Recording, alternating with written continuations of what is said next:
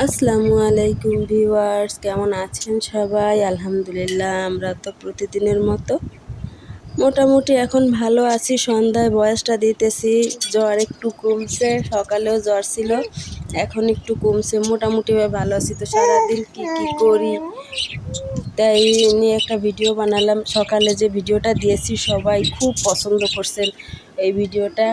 সবাই বলতেছেন যে এটা আমার গল্প না, এটা এক আপু বলছেন আপনি এখানে থাকেন কেন, এটা আমার গল্প না বোন, এটা হলো বিদেশে একটা মহিলা আপা মনে হয় ওমান থাকে, সাগরিকা না কি যেন নাম, আমার প্রায় খেয়াল নেই, মানে এত কিছু তো ব্যস্ত ছিলাম, কথাগুলো শুনছি, নামটা বলছিল মনে নেই, সাগরিকাই হবে। তো ওই আপু বলতেছিল যে আপা আপনার ভিডিও দেখি, আপনিও তো বিদেশ করে আইছেন, কত কষ্ট করছেন, আমার জীবনটাও অনেক কষ্টের আপা, এই অবস্থা হয়েছে। তা আমি বললাম কি আপা আমি কি ভিডিওতে দেবো? বললো হ্যাঁ দিতে পারেন, সমস্যা নেই, এখন আর আমার স্বামীর সাথে আমার যোগাযোগ নাই, আর আমার ছেলে মেয়ের তো বিয়ে হয়ে নাতিপুতিও হয়ে গেছে, আমি অনেক বছর আছি এখানে, বয়স হয়ে গেছে ওনার প্রায় 45 হয়ে গেছে বুঝছেন।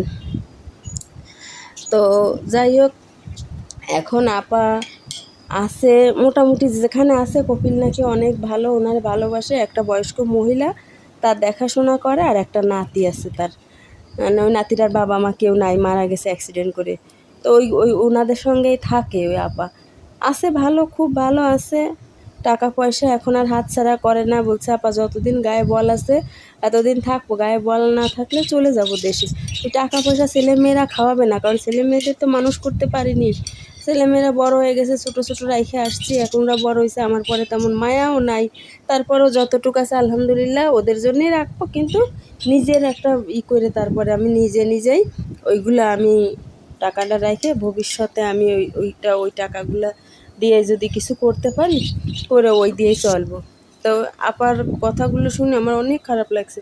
তো অনেকেই কমেন্ট করছেন আপু মানুষের জীবনও অনেক, প্রবাসীদের জীবন, তাসলিমা আপা দুবাই থেকে কমেন্ট করছেন, তাসলিমা আপা আমার প্রত্যেকটা ভিডিও দেখে আর কমেন্টও করে যায়, অনেক সময় কমেন্ট করতে পারে না। তো তাসলিমা আপা বলছে, ইকরা আমার পাশে খাচ্ছে বুঝছেন, কেউ কিছু মনে করবেন না, ইকরা একটু করতেছে।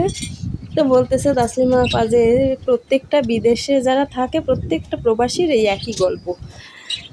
তো গল্পটা গল্প না, এটাই জীবন কাহিনী, মানুষের জীবনে এটাই সত্য বাস্তবতা, যারা বিদেশ করে আসে এদের অবস্থা এরকমই হয়। তো আমি সকাল সকাল ঘুম থেকে উঠে গেছি, ঘুম থেকে ওঠার পরে কি কি করতেছি, কোথায় যাচ্ছি, কি করতেছি, এগুলো দেখতে থাকেন।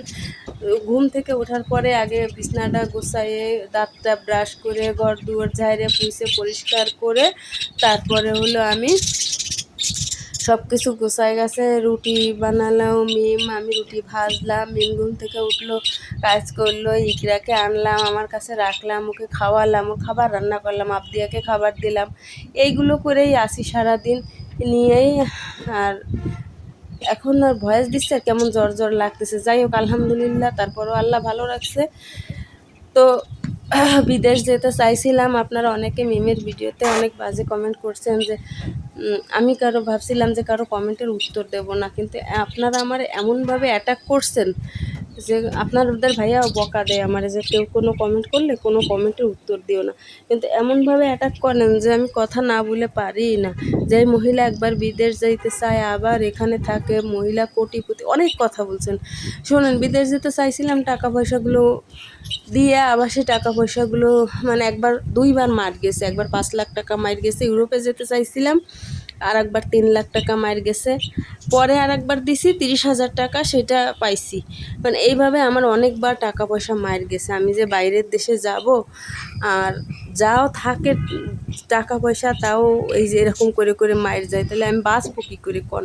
আমার তো একটা ছেলে নেই, আমার স্বামী অসুস্থ, আমার একটা বাচ্চা, তো বাঁচতে হলে তো কিছু না কিছু করা লাগবে। আর অনেকে বলছেন যে আপা এখানে থাকেন কেন, ঢাকায় যে গার্মেন্টসে কাজ করতে পারেন না? আপু আমি কারেন্টের ভিতরে থেকে কাজ করতে পারি না বুঝছেন, আমি কোনোদিন গার্মেন্টসে কিছু করিও নাই, কোনো কাজ করিনি, বাপার সংসারে থাকতে কোনো দিন ঘর থেকে বেরোয়নি ভাই, বাপের সংসারে যখন ছিলাম বাপ বেরোতে দিনে, আর স্বামীর সংসারে থাইকে এই যে স্বামী অসুস্থ হওয়ার পরে টুকটাক এই কাজগুলো করতেছি। আর অসুস্থ হওয়ার আগে বিদেশ গেছিলাম, আমাদের ভালোর জন্যই গেছিলাম, তখন শ্বশুরবাড়ির অবস্থা ভালো, প্রত্যেকটা শ্বশুরবাড়ি মানে কোনো না কোনো গল্প কাহিনী থাকে, কেন সেখান থেকে চলে আসা লাগে। যাই হোক, আমার বাপের বাড়ি জমি পাইছি, সেই জমিটা করার জন্য আমি চলে আসছি, বুঝছেন, দখলের জন্য। এখানে থাকা পরে এই যা আপনারা যা ভাবতেছেন বুঝতেছেন, বাজে কেমন কমেন্ট কেউ করেন না, আর আমার একটু কষ্ট দিয়ে কথা বলেন না। আপনাদের কথায় আমি টেনশনে শেষ হয়ে যাচ্ছি ভিতর থেকে, যে কেন ইউটিউবে আসলে আমার এত কথা আমার কেন শোনা লাগলো, বুঝছেন। তো এই যে অবস্থা, আর ভালো লাগতেছে না আপনাদের এই কথাগুলো, আমি আর নিতে পারতেছি না, কি করব বুঝতে পারতেছি না। তো ভালো থাকবেন, দেখতে থাকেন আমার ভিডিও, আমি সারাদিন কি কি করি। আসসালামু আলাইকুম।